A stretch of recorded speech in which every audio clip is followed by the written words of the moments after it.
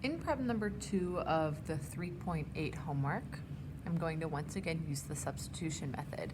The first step is to circle an equation with a letter by itself. So notice that top equation has the y by itself, so I'm going to circle the other side of that.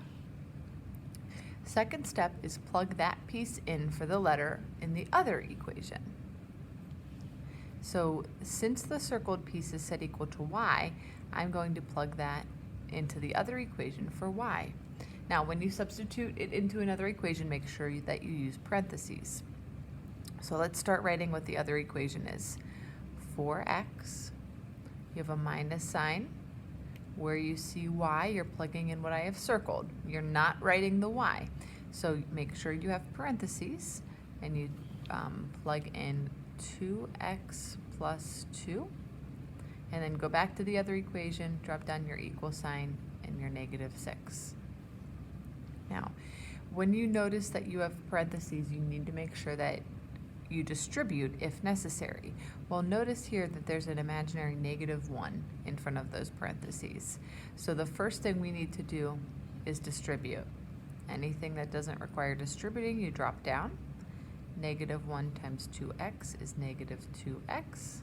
Negative 1 times 2 is negative 2 equals negative 6.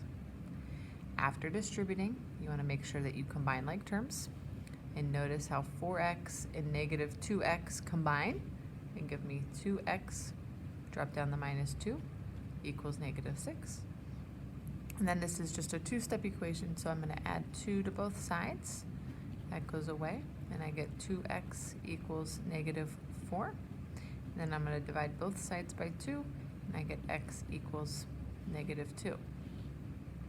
Once you find x, that's the first number in your ordered pair, and now we need to find y. So I go back to the circled equation, and I rewrite it, so y equals 2x plus 2, and I'm going to plug negative 2 in for x. So 2 parentheses negative 2 plus 2.